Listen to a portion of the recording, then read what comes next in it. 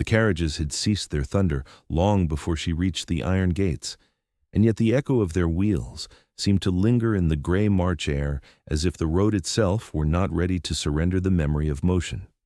Miss Aurelia Hart, hat-pins braced against a fretful wind and one hand clasped upon a modest valise, paused beneath the carved crest of Winthorpe and took in the first vast impression of the Duke's domain with the breathless composure of a woman who had learned to receive life's grandest scenes without presuming she might belong to any of them.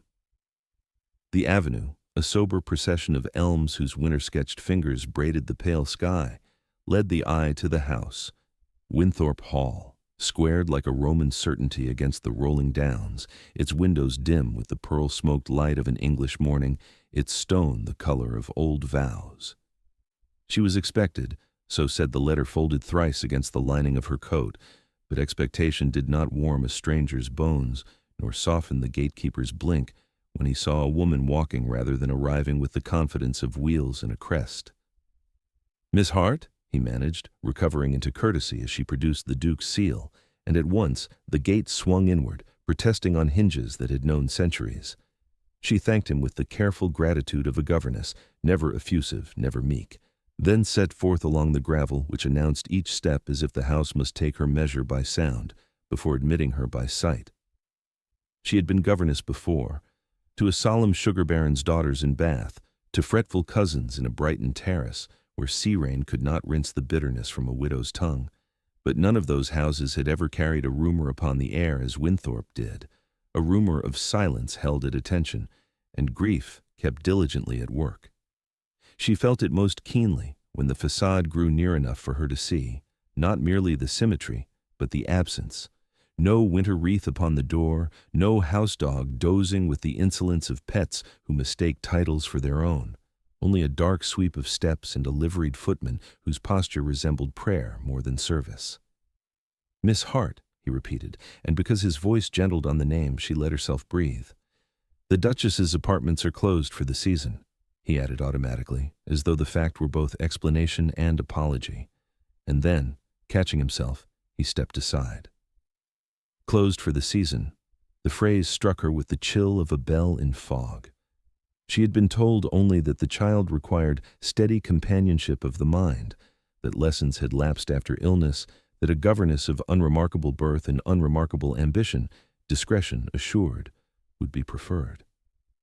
She had not been told that the Duchess was no longer there to arrange the flowers in her favorite room, or to correct a tiny hand's uneven copybook strokes with a kiss.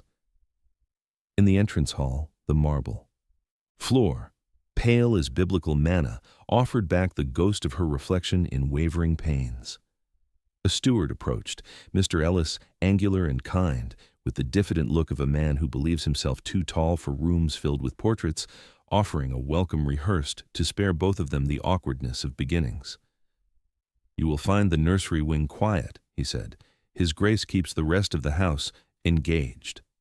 He did not say busy, which would have been ordinary, but engaged, as if the house were a regiment under orders. When he led her through corridors whose carpets swallowed the sound of her boots, he mentioned hours, breakfast, the arrangement of fires, the laundress whom Aurelia might trust with linen too fine for common tubs. He did not mention the late Duchess by name. That omission spoke with the full eloquence of grief. The nursery door stood ajar, and in the slice of room she saw first a line of wooden soldiers abandoned mid-parade, then a puzzle of Europe eaten thin by small hands, determined to tame coastlines with will alone, and then the boy himself, Lord James Ashbourne, Viscount Arbery by courtesy, heir to Winthorpe, standing upon a chair with one knee braced on the cushions, gazing through frost-breathed glass at a sky the color of unspun wool.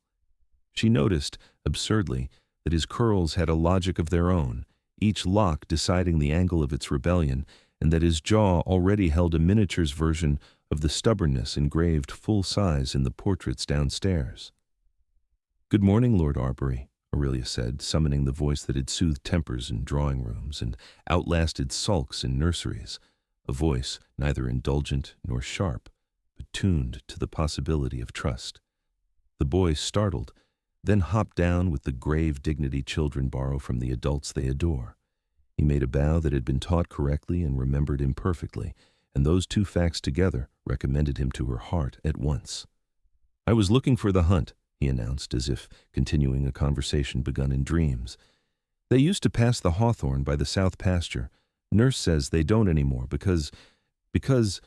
He stopped, as children do when the sentence ahead turns into a thin ice over deep water. "Because ladies do not like mud," Aurelia suggested gently.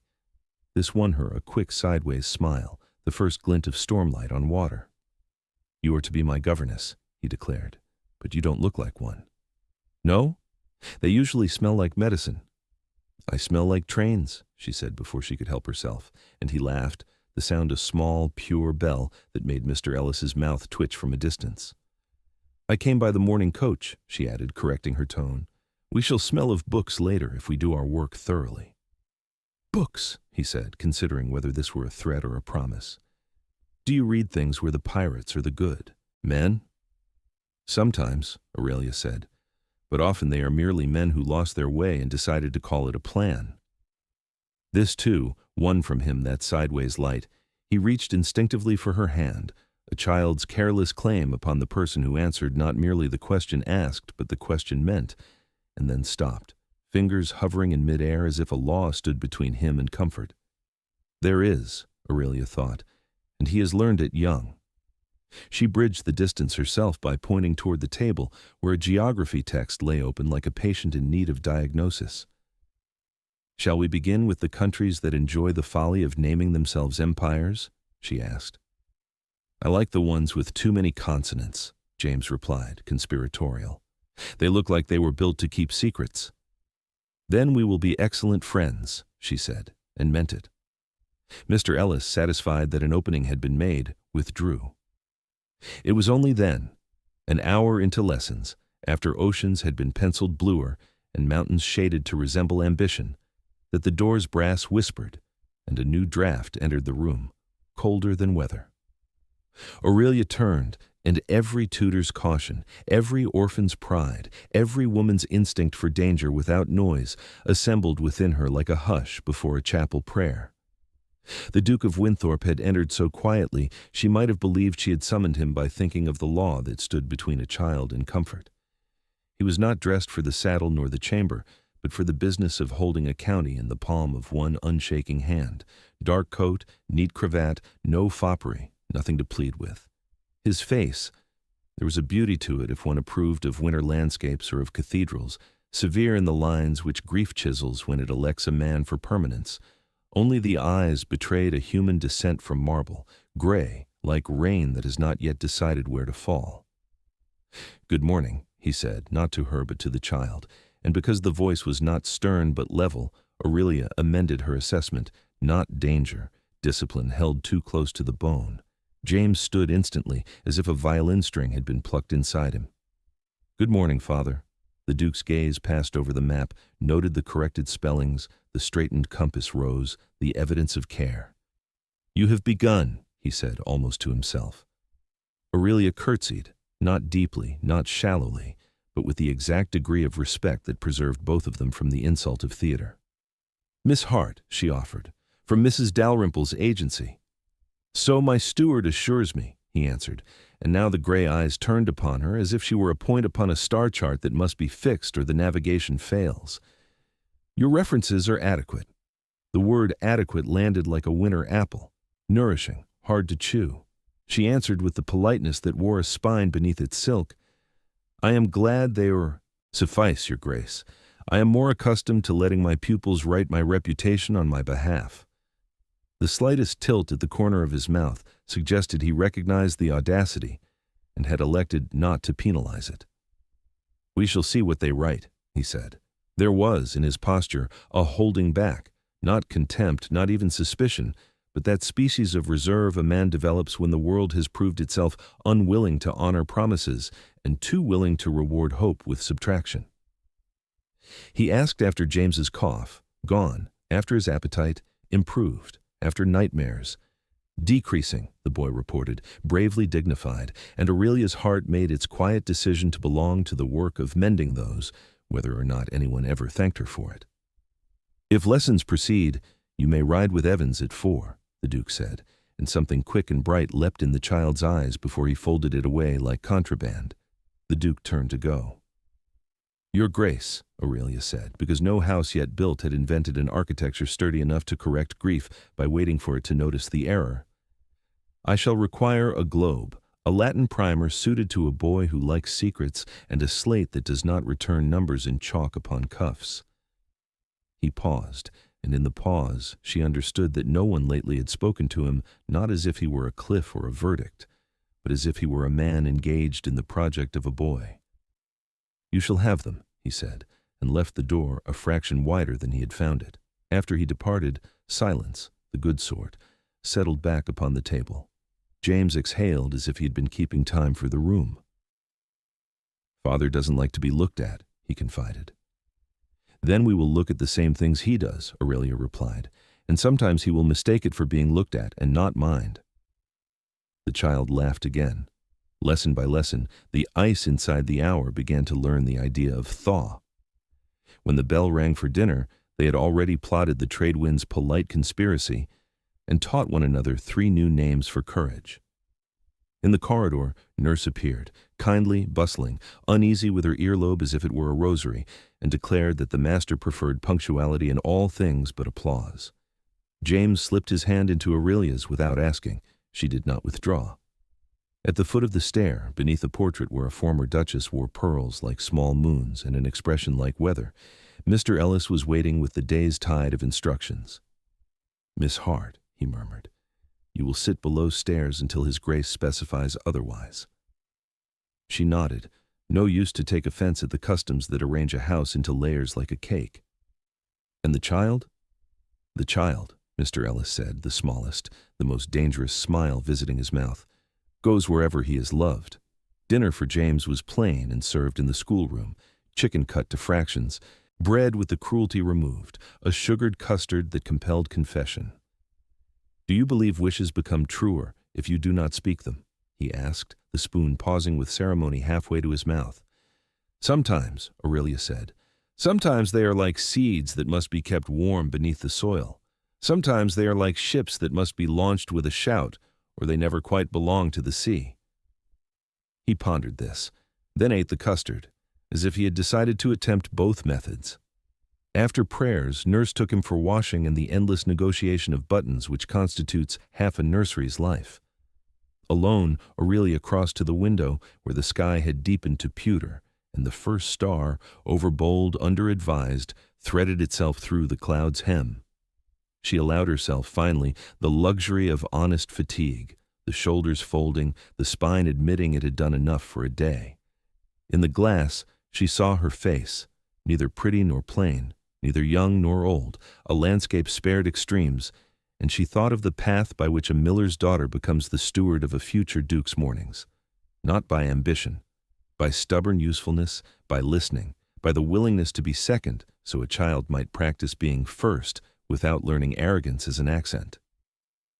She replaced the geography book upon its shelf and straightened the soldiers to attention, leaving one deliberately out of line so James would laugh at the rebellion and restore command.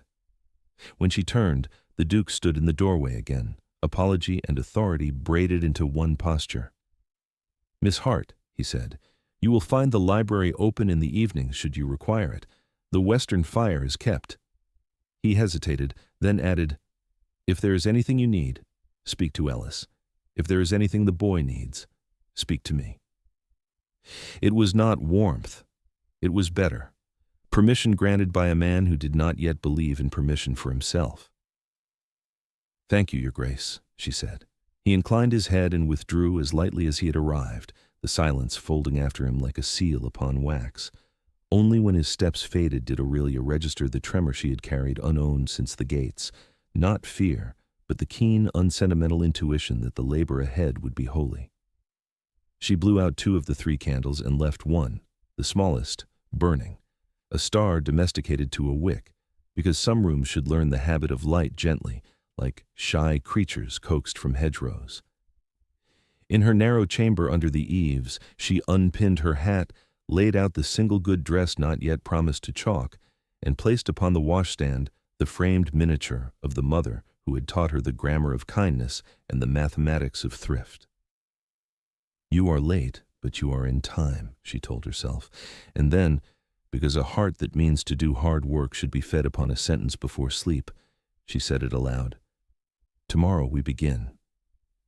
And though she did not, yet know it, could not, there in the quiet, somewhere between the nursery's lingering lamp and the library's western fire, the house took note of her promise, and the boy's dreams drew steadier. And a man who did not like to be looked at turned his face, in the dark, toward an idea with edges soft enough not to wound, the idea of a voice in the schoolroom that answered questions meant and unmeant, and of breath that matched his son's in sleep, slowing. Sure. By the second week, the house had learned the cadence of her footfall, and the boy, who had been stitched to silence by careful hands, began to test the seam. Mornings opened like folded maps, with Aurelia's voice charting weather and words, with slate scratches that sounded like faint rain upon a roof, with inventions that turned duty into delight, until even Nurse, who distrusted joy unless it were well supervised, found herself lingering at the schoolroom door as if warmth could be borrowed by watching it being made. They built constellations from pinheads and thread, naming the brightest for ships that had never sunk and the faintest for fears that had. They practiced Latin declensions under the spell of secret societies, amicus, amici, amico, until James said that friendship must be a conspiracy to improve things without being caught, and Aurelia agreed solemnly that the finest conspiracies left the world tidier than they found it. They dissected a clock, the old one from the blue parlor, retired from punctuality and therefore a safe patient, and in reassembling it, the child discovered that time is merely courage persuaded into wheels. They measured the width of the river with a string and a sum, and took their tea upon a stump whose rings confessed more years than the boy could yet imagine carrying. When the cough threatened, she taught him to breathe with the dignity of a bellows, and when nightmares returned, she replaced the usual admonitions with a map beside the bed, whispering, "If fear wakes you, tell it we have geography." He began to sleep. The house observed, and in approval, creaked less at night. The Duke's visits arrived like weather. Brief, self-effacing, a presence that refused to admit itself, but some alteration had crept into them, as if the air were fractionally warmer after he left. He would pause to note a margin of sums, to remark that the compass should be oiled, to ask a question that addressed the lesson while confessing nothing of the mind that desired to hear the answer. Aurelia did not pursue him with effusiveness. Grief resents handling.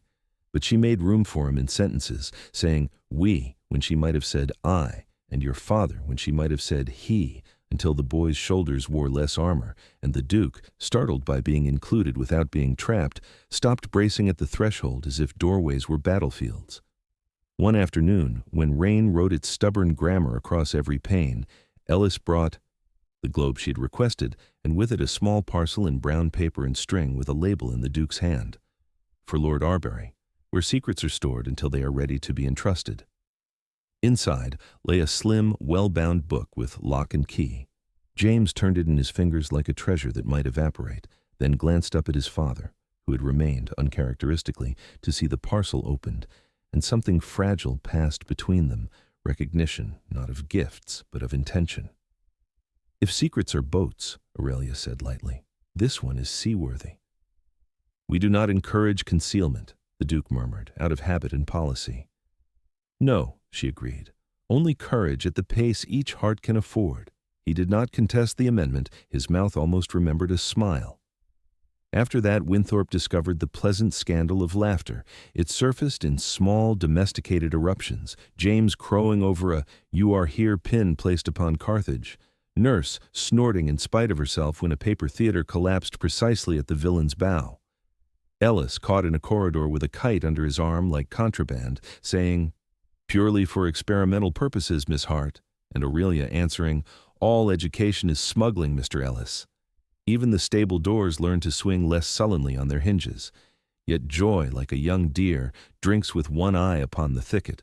The shadow did not retreat so much as widen to make space, and Aurelia, who had never confused reprieve with rescue, felt it close and companionable. It stood behind the Duke whenever he came upon them unexpectedly in some unguarded merriment and paused, listening. It stood beside him when, once, he found the boy coughing in the yard because he had run too hard, and the fear that moved through his face was so naked Aurelia looked away in reverence as one does when a king kneels.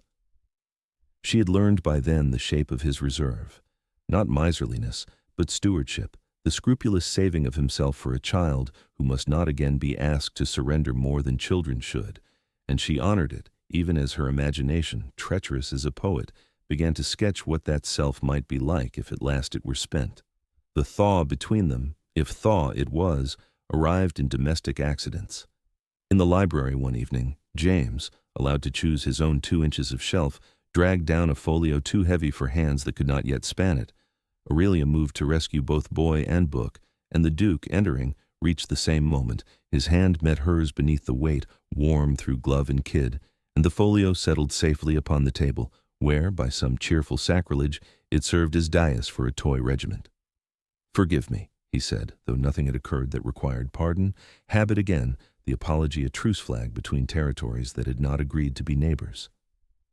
"There is nothing to forgive," she answered, and did not step back at once. Close his severity resolved into particulars. A faint line at one corner of the mouth where laughter had once lived, a shred of ash upon his cuff from the western fire, the difficult honesty of a man who has found that every kindness he gives is counted against him by old sorrow, and gives it anyway. Later, too late perhaps, she would allow herself to admit that her heart had shifted its furniture by degrees to make a place for that honesty. In the moment, she merely noted that when the child, excited by the rescue, saluted his father with both hands and announced, "General Winthrop, sir, Miss Hart saved the maps," the Duke returned the salute as if summoned to serve under a commander not yet 10 years old. Spring rolled its green grammar across the estate, and the schoolroom, restless with sap, decamped outdoors. Lessons took root beneath the hawthorn where the hunt no longer passed. They constructed a camera obscura from a hat box, and astonished nurse, with the captured view of the stable reversed upon a sheet. They made a barometer from a bottle and a mood from the sky. They walked the ridge and learned the respectful diction required by winds. And sometimes, because music can heal without advertising its practice, Aurelia hummed the tune she remembered her mother using to press the frayed edges of a day back into pattern, and James, with that solemn concentration earnest children reserve for mystery, whistled it back imperfectly, which is to say beautifully. On such an afternoon, the Duke joined them, not in riding boots or in the uniform of decisions, but simply as a man walking. He listened while the boy delivered a lecture on clouds with the gravity of a curate, nodded as if briefed by a minister, and sat upon the grass when invited, as if chairs had been outlawed and there was nothing for it but to learn democracy. "Cirrus is for travelers," James concluded, stabbing the sky with a twig, "and Cumulus is for soldiers, and the others are for poets who cannot choose." "And which are you?" his father asked. The child considered, then looked at Aurelia as one consults a compass one trusts. "Sometimes travelers," she said, "and sometimes soldiers, and other times, when the house is quiet and the world has not yet asked anything disagreeable, poets." The Duke's eyes, turning toward her, answered something she had not asked aloud. That night, when sleep should have come like service, she sat at her little desk under the eaves and attempted not to write his name. Failing at virtue, she wrote instead the boy's, James, and beneath it a litany of small salvations accomplished since her arrival, nightmares reduced, appetite improved, the day he volunteered pleas without prompting, the afternoon he let nurse button the cuff without pretending buttons were tyranny. She added after a stern pause, 2 items she had no right to catalogue. His Grace remained for the opening of a parcel. His Grace sat upon the grass and did not appear endangered by ordinary happiness. She was blotting the ink when a knock, Ellis's discreet metronome, announced an alteration in the house's score. "Miss Hart," he said, "His Grace requests your presence, not requires, not summons, in the small dining room." She followed, palms dry by force of etiquette if not of pulse, and discovered the table set for 3. The Duke stood. The child already seated beamed at the conspiracy. "It appears," the Duke said, that dessert is more willingly eaten when shared. I have bowed to domestic policy. Policy, James echoed, slicing syllables with his spoon. The dish was syllabub. They translated its sweetness into Latin for sport, lax subactum, a strepitu latici, until laughter dissolved precision, and the Duke, who had intended only a kindness to the boy, found himself listening to a woman explain the grammar of delight as if it were jurisprudence, and discovered that delight, well argued, can convict even the wary. He walked them back to the nursery, carrying the candle because James insisted that fathers do that in stories. At the door, the child hugged Aurelia with the fearless economy of sleep, and then, half turned toward his father, reached out as if to confirm the geometry of love, mother on one side, father on the other, child the constant between. The motion stuttered, halted in that air where instinct meets instruction. The Duke, reading what had not been fully dared, stooped and kissed the boy's hair, awkwardly, excellently, then straightened with a breath he did not know he had been withholding. "Good night, my son," he said, and afterward, in the corridor, his voice became the kind a man uses when agreeing to take a wound. "Miss Hart, I am in your debt." "No, Your Grace," she answered, because truth must be kept trained. "We are simply doing the work before us." He studied her, and for a moment she feared she had been too plain. Then he nodded, once, as warriors salute after a bout that drew honorable blood. From that evening the house permitted a new ritual. On Thursdays, if lessons had behaved, Miss Hart and Lord Arbury were permitted the western fire. The Duke, on the second Thursday, did not merely pass and pause, but sat, and on the third, he brought a book, and on the fourth, he read aloud, well, carefully, as if language were a horse that must be handled lightly to avoid a rear. And in that amber circumference, where clocks kept courtesy rather than time, the impossible began to appear simple. The boy's head upon Aurelia's shoulder without apology. The Duke's laughter rehearsed into ease. 3 silhouettes thrown upon the paneling that looked to any candle ignorant of custom indistinguishable from a family. It was then, perhaps, that the danger entered, not the vulgar scandal of a lord's folly, but the silent treachery of yearning that asks nothing, and so becomes everything. Aurelia felt it like a draught near a closed window, the awareness of warmth because of its loss. She punished herself with scruple, extra sums, cleaner margins, a fiercer loyalty to the exact distance propriety demands and gratitude accepts. But the heart, that obstinate geographer, kept redrawing borders in the dark. And once, only once, when a high wind bullied the gutters and James woke with a cry that was not fear but the memory of it, she gathered him and held through the shiver, and he, drifting between worlds, pressed his cheek to her throat and sighed the word, "Children permit themselves only when obedience sleeps." Mama. The syllable vanished as breath does, leaving the room unaltered and her soul ruined and repaired in the same instant. At breakfast the next morning, she corrected geography and did not correct the universe. The house, which had learned to be brave by small degrees, flinched at nothing so dramatic as thunder the next morning. It merely listened harder, as if every corridor had grown an ear for that one syllable the child had breathed and then forgotten, and in the listening the Duke himself, who believed he did not eavesdrop upon happiness for fear of trespass, found that the word had followed him like a scent, indistinguishable from candle smoke upon cloth or rain upon wool, so that even in the library, where numbers behave and maps confess, he could not persuade his breath into the old soldier's march of indifference. He had not heard it directly. Nurse, practical as starch, had reported only that Master James slept again. But absence is a form of testimony, and the boy's serenity at breakfast, the untroubled geography of his face, told a story that required only one missing noun to be complete. He tried not to supply it. He failed. In the stable later, when Evans praised a gelding's improved temper, the Duke nodded with the preoccupied gravity of a man who understands horses and is in immediate danger of understanding his own heart. To be grateful is simple. To be grateful and afraid requires art. He practiced it until the art became a weariness. All the while, Aurelia moved through the day with the exactitude of a prayer, too humble to ask for an answer.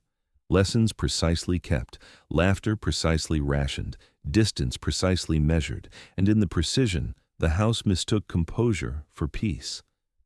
Only Ellis, who had served long enough to recognize the angle at which hope carries its shoulders when it does not wish to be seen, watched her pour tea with an attention that was not surveillance but fellowship, and offered, without remark, the better chair when the western fire grew stern after dusk.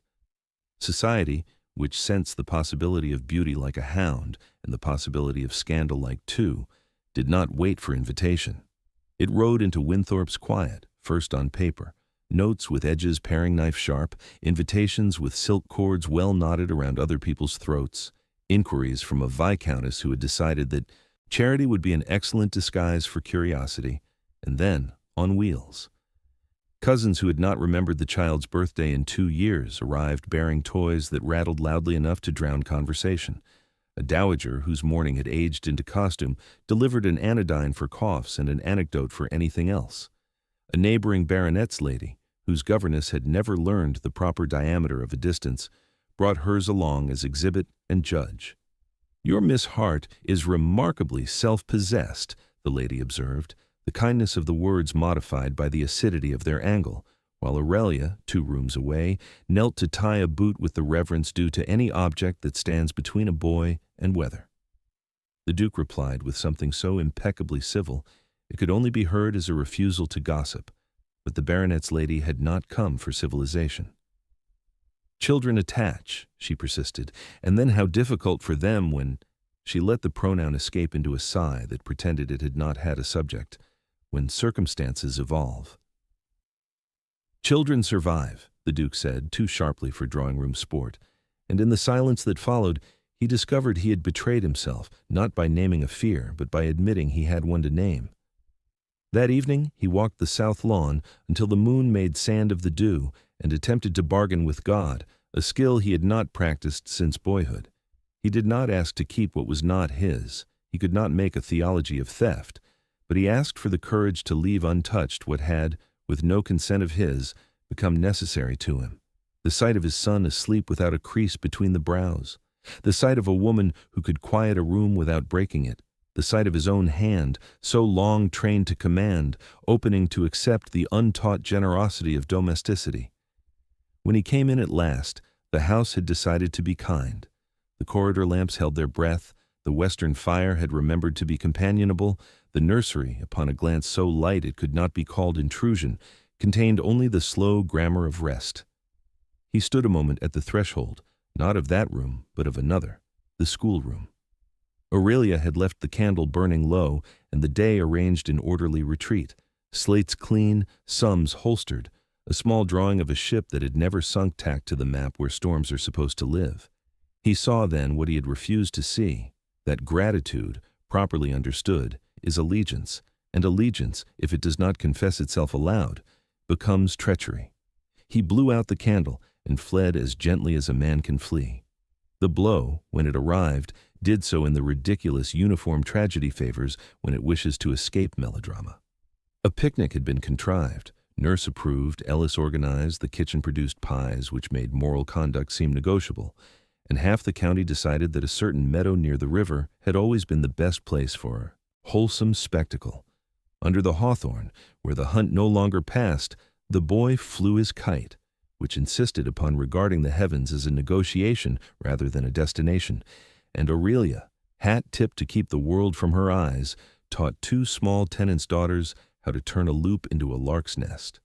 The Duke, tolerant of food out of doors only because the child's joy converted all irregularities to law, consented to sit upon a rug as if Parliament had decreed it.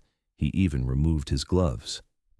It was then that Lady Wilcome, first cousin to a scandal and second cousin to a duchess, which is to say, omniscient by profession, arrived with a parasol sharp enough to encourage confession. "Your Grace," she trilled, and then, "Miss Hart, delightful to see devotion in a servant." Her smile masticated the compliment into something that stuck in the throat. Aurelia stood, curtsied, did not hurry, did not apologize for existing, which is the only proper reply to certain species of assault. James, loyal as any page at Agincourt, inserted himself between the parasol and his governess with the naturality of a child who believes geometry should be useful. "Lady," he announced, "Miss Hart knows Latin for syllabub." The lady laughed, said, "Adorable," and looked to the Duke as one looks to the landlord when the tenant has done something architectural to the parlor. "It is admirable," she continued sweetly, "how, fixed the boy's affections have become. One hardly wonders at it. Children deprived will cling to the nearest—" She allowed the noun to trail itself off a cliff. The Duke's face did not move. It never did when his temper, kept too long with the diligence of a miser, threatened to spend itself. He said evenly, "Lady Wilcome, if you will allow me, I shall have Ellis escort you to the shade. Your complexion should not be required to duel with an honest son." The lady went, smiling as spies do when escorted from rooms they have already stuffed with dynamite. By evening, the Fuse had reached town. A letter from his sister arrived before dawn, loving and alarmed. "You know I adore the boy," she wrote in that generous hand that had once soothed him through Latin he despised, "and I am already disposed to think well of any woman who can make him laugh. But the Wilcomes are not content with admiration. They report a tableau. Miss Hart at your fire, Miss Hart upon your lawn, Miss Hart applauded by your son, and all of it arranged by fate to resemble, in poor light and with generous eyes, a family. She did not command. She did not warn. She did the one thing sisters do that brothers cannot endure. She wished him happy, which made caution sound like betrayal." He folded the letter and stared at the fold as if lines in paper could prevent lines in life. When Aurelia entered the schoolroom that morning, she found the globe turned to England, as if oceans had ceased to exist, and the Duke waiting with five. He used the expression he used for physicians he could afford but did not trust. "Miss Hart," he said, and the room heard that he wished to be kind and feared he must be just. "It seems I have permitted comfort to be mistaken for license." She did not flinch. What good is flinching when one has known weather? "Say what you must, Your Grace," she answered pleasantly, as to a pupil reluctant to recite. He looked at the boy, who was busy drawing a very tall man with a very small kite, and then back at her. "You have done everything I asked and more than I knew to require. The child has recovered portions of himself I thought not merely missing but concluded. For this I am—" He searched for a word that did not sound like a treaty. "Grateful. But the world is a poor steward of gratitude. It will make of it a blade. It has begun." "Yes," she said, "because a woman does not assist a man's honesty by pretending fog is architecture. I can adjust the hours, keep to the nursery, refuse all invitations, trim all appearances until only work remains." "You will become a rumor even then," he replied, the smallest despair invading the edges of his control. "Miss Hart, I will not have my son's refuge become the county's sport." "Nor will I," she said, and some mercy, not external, not divine, merely the domestic courage that attends any table well kept, moved through her and lent her voice the power to lift weight without dropping dignity. "Permit me to resign at Michaelmas. Give us the term. Let me set his work in order, his sleep in train, his Latin in muscle. After harvest there will be tutors in the neighborhood. I will write the book of James, and another may read it to him aloud." He took the words as a man takes a blow expected and still intolerable. "Michaelmas," he repeated, as if the calendar had committed treason. "You are not dismissed." "No," she agreed, smiling as one does when one declines a gift one would sell a rib to keep. "I am leaving." The boy, who had paused in his drawing to listen with the accuracy of love, shouted, "No, not temper, not theater, only physics. A body in motion refuses to consent to a stop." The Duke knelt, the way kings do in stories when they discover the ground is holy. He took his son's small hand and folded it inside his own. "James," he said, and the name was both apology and oath. "Miss Hart will never leave you where you cannot find her. She will put everything we have done into the pockets of your coat. She will be in your sums and in your map and in the rope of your kite. You will not, cannot lose her." The child looked stricken by the insolence of adult verbs. He turned upon Aurelia the one weapon children own, faith, and struck without malice. "Mamma," he whispered, not asleep this time, not mistaken, not rescued by nurse's cluck or the moon's hush, awake, elected, crowned. The word hung a moment, glowing like a coal, then became ash and fell between them. No one moved. The Duke's face altered in that slow, terrifying way continents do when they remember earthquakes. Aurelia's hands, traitors, found each other as if to bind themselves from reaching. She recovered first, because it is the office of women to translate the impossible into the ordinary, so the day may proceed. "We do not use that name for me, darling," she said, and kissed the boy's temple with the exact fervor that proves the sentence a lie only love is allowed to tell. "You may keep it in your book," she added lightly, tapping the locked journal, "and take it out when you need it." He nodded, wand brave, and returned to the problem of kites and giants. When he was gone to nurse in the ritual of buttons, the Duke remained where he was, kneeling to a god he did not believe in. "I am not a generous man," he said at last, "but I'm not a jealous one either. If I were—" The sentence died, because to complete it would require a grammar in which he harmed the person who had saved his child. He rose. "Michaelmas," he agreed, the word tasting of iron. "Until then, all appearances will be kept immaculate. You will have what you need. And when you go—" He stopped again, then forced the truth into daylight. "When you go, I will not thank you. I cannot do it without making a noise the county would misunderstand." She ought to have curtsied and left. Instead, poverty of prudence or wealth of courage, who distinguishes once the bill is due, compelled her to say softly, "You need not thank me, Your Grace. Only remember what worked." He looked at her, and in that look lay the whole ruin and bounty of the next weeks. A man permitted, at last, to love his child without the terror that love will leave, and a woman permitted, at last, to love nothing she may legally keep. By the time the barley went to sheaves, Winthrop had perfected the semblance of innocence. The schoolroom remained a republic. The Western fire kept its Thursday covenant. The Duke's visits, neither furtive nor excessive, resembled duty to anyone who mistake attention for policy. And Aurelia, who had rehearsed resignation until it felt like a psalm, found that each new small happiness cost a coin she would not live to spend.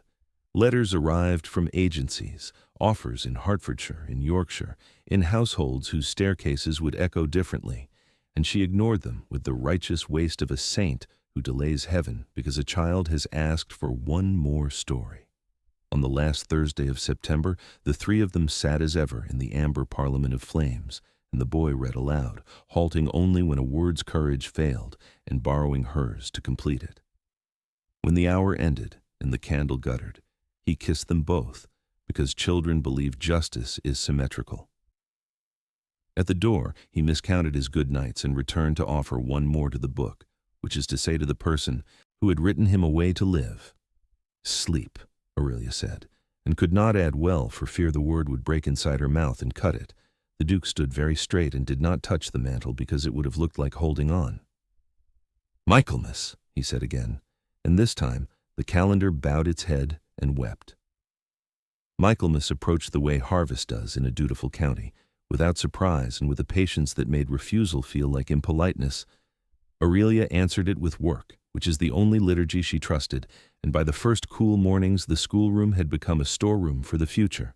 Shelves labeled in a small exact hand, numbers, comfort, Latin, courage, geography, escape, music, repair, and in a drawer that nurse was instructed never to tidy, a folio of maps traced twice, once in ink and once with a softer pencil line that would, when pressed hard by a child's finger, leave a secret path from any trouble back to home.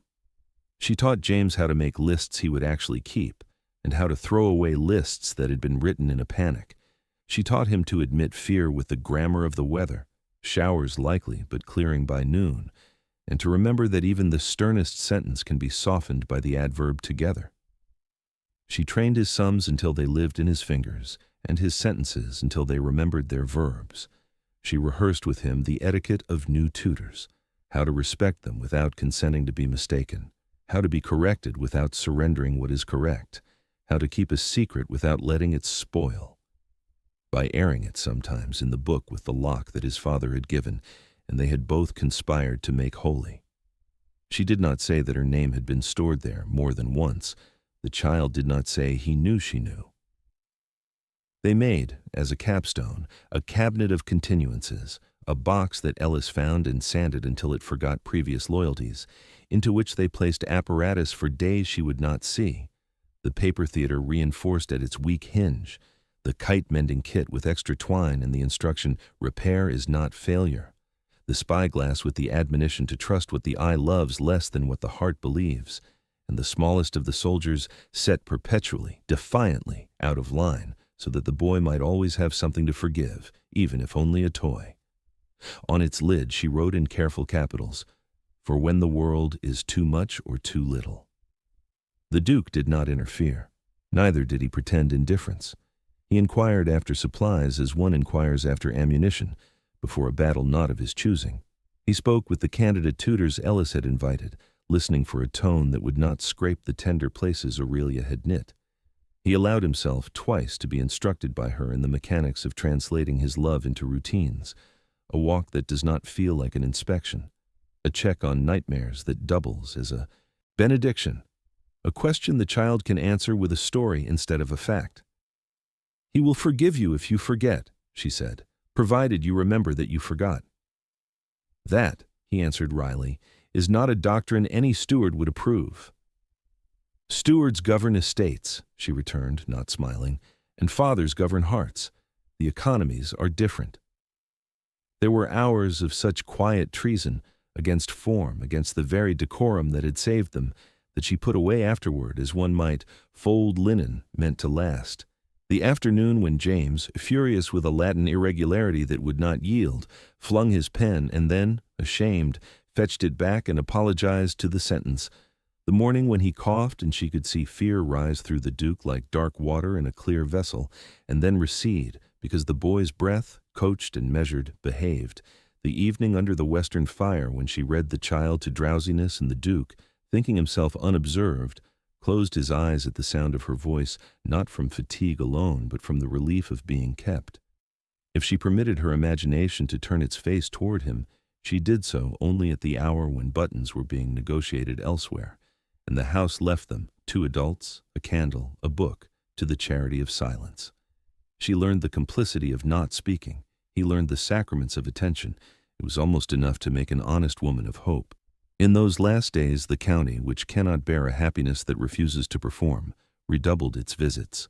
The baronet's lady brought biscuits and a parable about governesses who forgot themselves. The dowager sent laudanum labeled Prudence. Cousins wrote 3-line inquiries with 5-line signatures. Aurelia met them all with the courtesy of a woman in her proper place and the composure of one who intends to leave it before they can arrange to be right. She declined tea in rooms where compassion was paraded on a platter. She accepted only the company of Ellis, who possessed the blessed talent of being present without being a witness, and of Nurse, whose hands, trained for buttons and medicine, learned to bless by touching a sleeve at the right moment. On the eve of Michaelmas, she took James to the hawthorn where the hunt no longer passed and let the kite lift into the brisk, obedient sky. "It is learned," he announced gravely, as if reporting on a pupil. "It has," she agreed, "but it is you who learned how to listen to its wanting." He looked up, squinting, his fist steady at the line. "Will the new tutor listen?" "To the kite?" "Perhaps not. To you, if you teach him, and you will." He swallowed, then said with the courage children use when they decide to be men for a sentence, "If I put your name in the book every day, is that a secret or a prayer?" "Both," she said, because he had earned the truth. "Keep both." They returned to the house with the wind still in their hair, and found the Duke waiting at the western fire with 3 cups, and beside them a parcel in brown paper tied with ribbon navy as a night sea. "For Lord Arbery," he said, because generosity prefers a herald, "and his coadjutor." The pause honored the impossibility of titles that would not do. James tore the string, then waited at once, remembering lessons on ceremony. Aurelia nodded permission. Inside lay a new globe, smaller than the schoolrooms, made to be kept not consulted, its brass meridian gleaming like a promise. On its base, a tiny plate had been engraved in a hand she recognized only because it had learned to soften. "So that we may find you when we say home." She had been trained to keep her face. She failed, quietly, and the failure was not a scandal. "Thank you, Your Grace," she said, and the words, ordinary as bread, tasted like a feast one is not entitled to and is asked to enjoy anyway. Night fell with ceremonial gentleness. She wrote the last entries in the cabinet of continuances, tied the soldier forever out of line, and set James's coat by the door so that morning would not have excuse to be cruel. When the boy slept, she stood, as she had on the first night, at the nursery window and watched Winthorpe hold its breath, the gravel path honest under the moon, the elms scribbling at the sky, the house itself reconciled to being a home in places. Footsteps did not startle her. She knew the gait now, the measured stride of a man who has negotiated with himself and lost with dignity. Miss Hart. He stopped where a gentleman should, which is to say at the distance that makes truth possible. The lamplight found him not handsome but beloved, a face in which sorrow had drawn its map and strength had agreed to be the road, gray eyes made gentler by having learned to focus on what is near. Ellis tells me the carriage will be at the gate at 8. Yes, Your Grace. I have spoken to the tutor. He will preserve your work. The small hesitation fell between them like a coin given to a child to buy sweets on the way home. Apology and permission, inadequate and exact. He will read the book you have written of my son and pretend he wrote it. He needn't pretend, she said. We are all in the business of copying the best of what we find and calling it tradition. He closed his eyes a moment, not in pain precisely, but as if the world were too bright to be born without shadow. I have been, he said slowly, a man who mistook survival for virtue. You taught me to distinguish them. If I had a kingdom to offer you, I would lay it here, like a fool, and then spend the rest of my days learning to deserve what I had done. Instead, I have only a house and a boy, and the first belongs to a title, and the second to himself. He lifted his gaze. What I am permitted to give you is insufficient. It is also all I own, respect that will not curdle into rumor, remembrance that will not ask to be repaid, and this, he held out a small object on a ribbon navy as the globe's ribbon. It was a key, the twin of the one that opened the boy's book. He will lose his sometimes, or pretend to. This is for when you meet, somewhere too far ahead for either of us to imagine, and he requires proof that the world has not lied about love. Her hand did not tremble when she accepted it. Thank you, she said. I will keep it safe. She did not say from whom. They both knew the answer was from myself. He stepped back, then forward again, arrested by a rule older than either of them and kinder. Aurelia, he said, once, as a man uses a name when he is writing it into a will no court will recognize. She could not give him hers in exchange. It had already been spent. They stood a moment in the peace of sentences not attempted. The house, which respected such truces, let the lamp hum and the floor keep steady, and did nothing theatrical. In the morning, the September air tasted of apples and decisions. James, determined to be brave, failed twice and recovered twice, which is better schooling than triumph. He wore the new coat whose pockets had been tested with pebbles, specifically chosen to remind hands of stories. He carried the small globe as if it might tilt if unattended.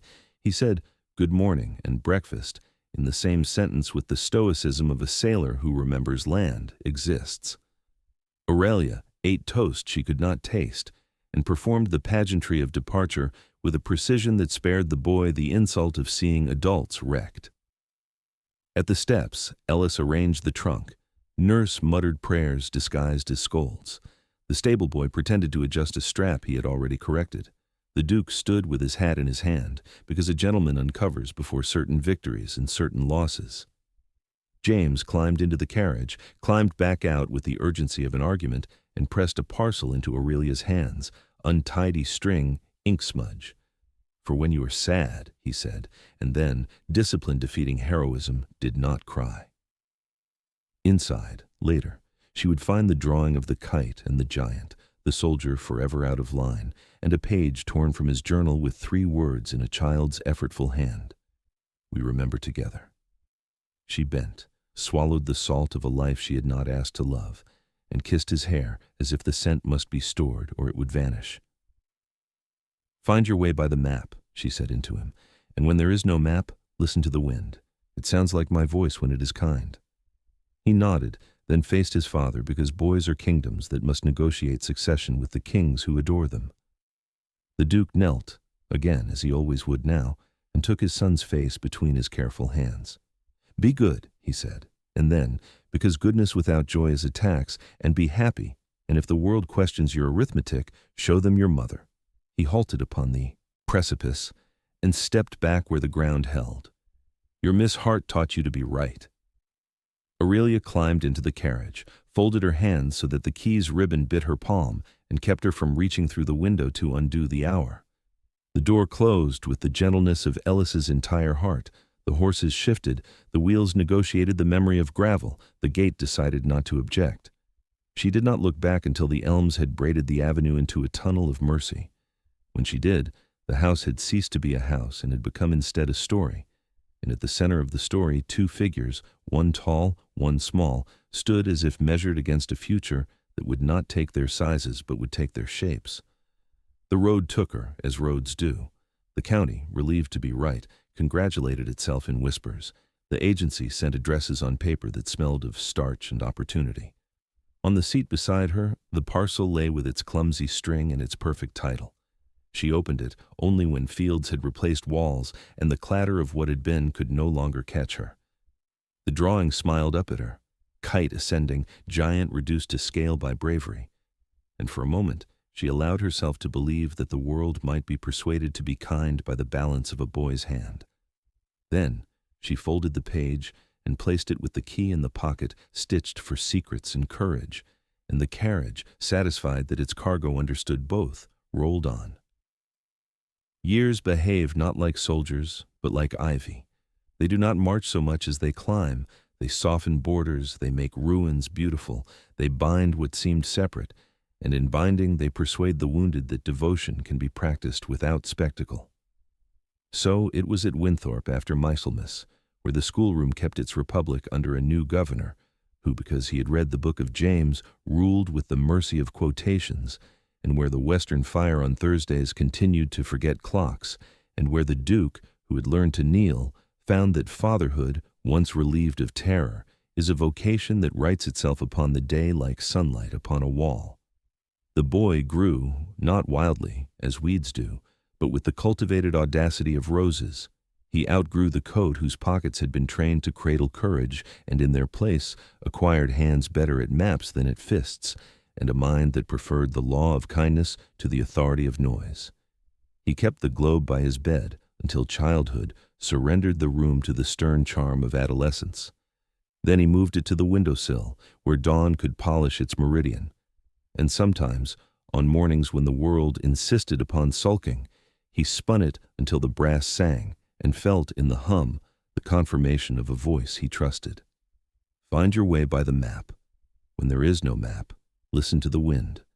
The key on the navy ribbon he wore sometimes beneath his shirt, where important nouns belong. Nurse saw the outline once and wept in the pantry for reasons she dignified later as onions.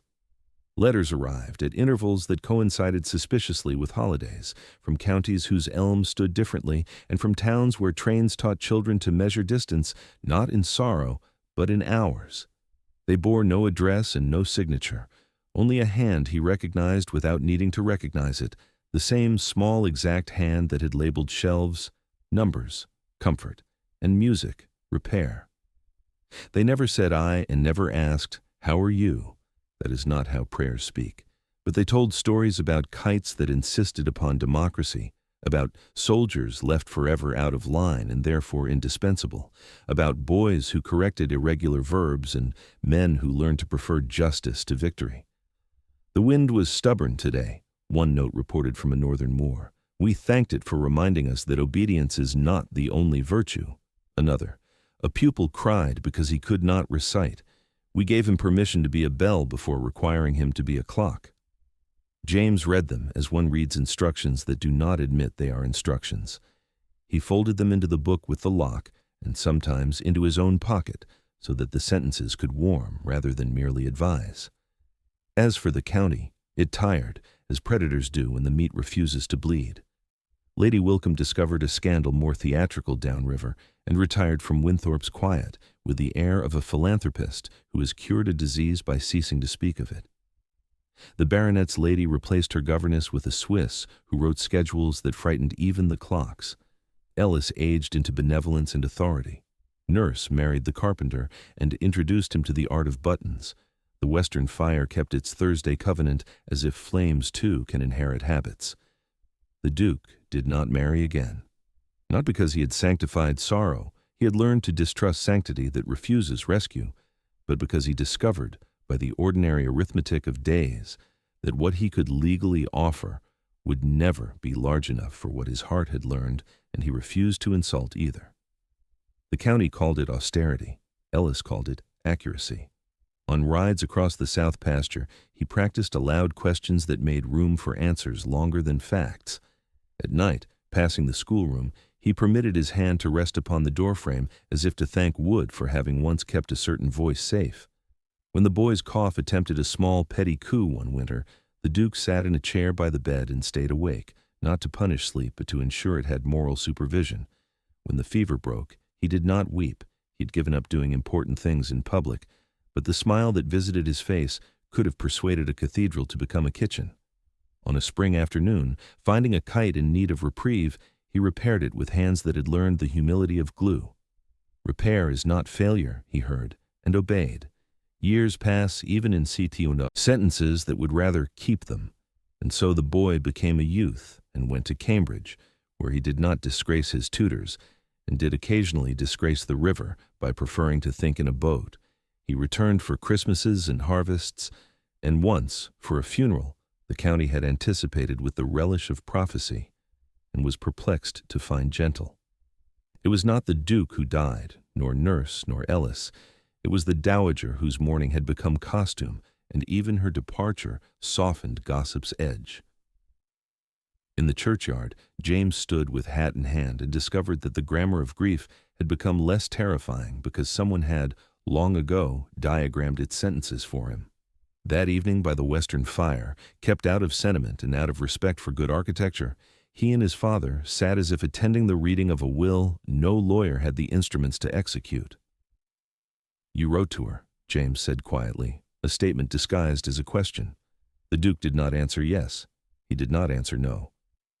"Your letters," he said instead, "were equal to their work." "So were yours," James replied, and the fire, which detests falsehood, approved. The reunion, if that is the word for events that have been rehearsed by hope until they no longer surprise, arrived on an afternoon in June, 6 years after Michaelmas, in a house of music where London forgives kindness in proportion to the price of the tickets. A small hall near Russell Square, no longer fashionable enough to be cruel, had advertised a concert of students whose teacher, the program revealed, believed composition to be a species of housekeeping. James went because a friend had promised the second violinist could make a man repent a great deal. The Duke went because James did, and because Thursday Flames had taught him that certain rooms confer absolution without witness. The stage was crowded with the tolerable anxiety of the talented. The first piece attempted to teach humility to trumpets. The second persuaded the cellos to confess. Then a woman came forward, not young as girls are young, not old as portraits are old, but in that age when the world will stop calling a face pretty, and if it is lucky, begin calling it true. She carried herself as one who expects to be useful. Her dress, pale as a margin, did not ask to be read. When she lifted her hands, the quiet did not fall so much as arrive.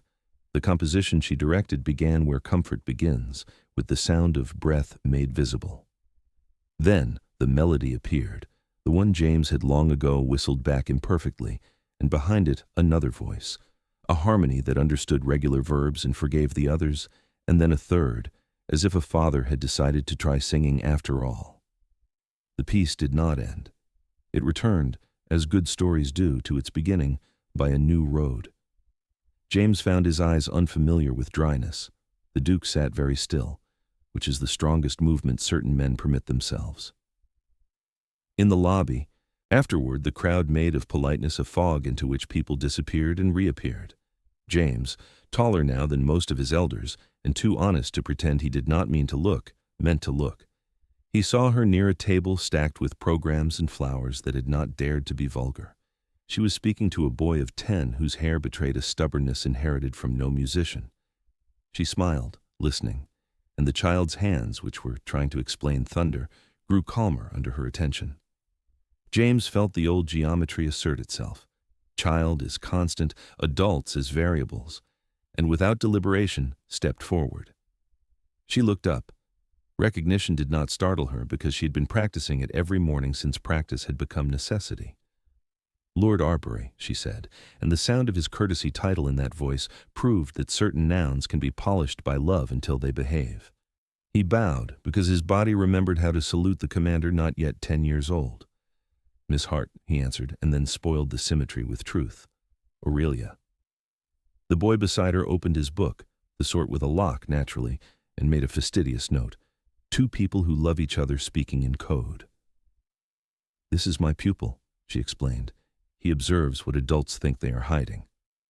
A danger to the realm, James said gravely. The boy approved this appraisal and went to examine a vase like a spy who has to report on tulips. We have your letters, James continued, producing from the inside pocket of his coat a folded page that had crossed years without losing temperature. We, she asked.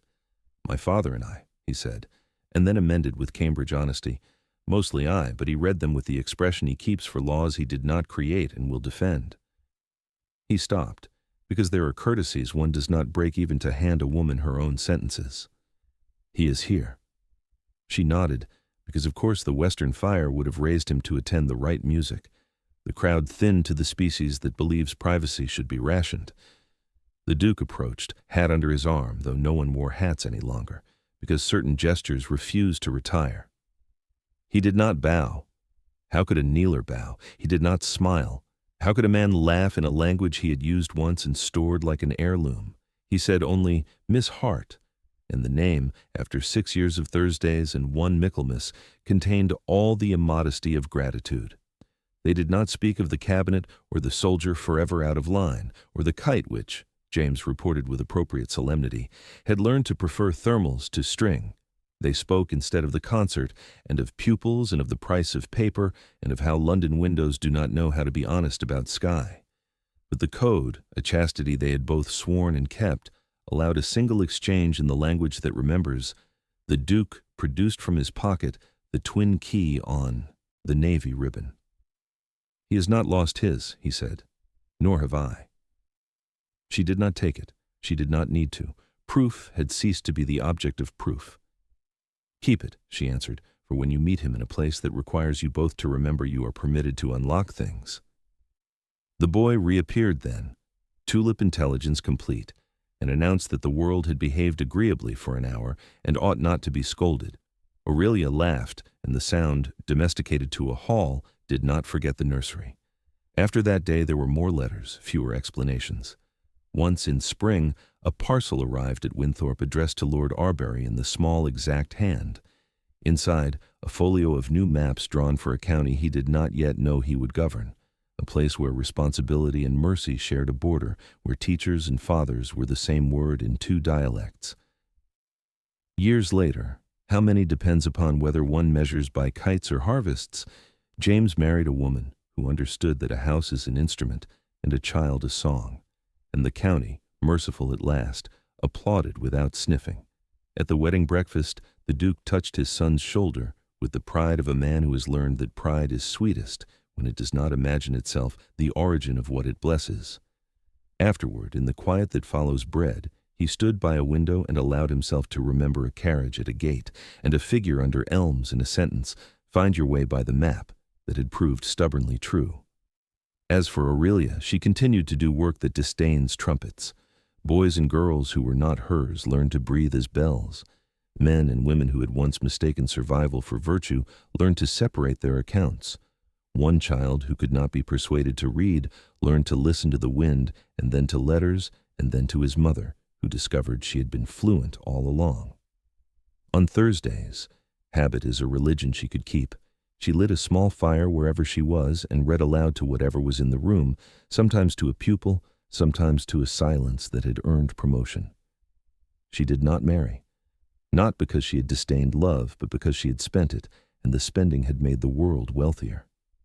The last time she visited Winthorpe, she did so by accident. The train, in a mood, insisted upon a station that remembered her. She walked, because carriages are for people who have not learned the intimacy of roads, and stood beyond the elms to look at a house that had finally reconciled itself to being a home in all its rooms. She did not go in. Certain graces require distance to keep their music. As she turned to leave, the wind moved through the hawthorn with the exact diction of Latin and forgiveness. Somewhere beyond the rise, a child laughed in a grammar she recognized as future. She pressed her hand to the pocket where the key rested with the paper that read, "We remember together," and because promises must sometimes be spoken to remain. "Obedient," she said aloud, "to the road and the sky and the years that behave like ivy." We did.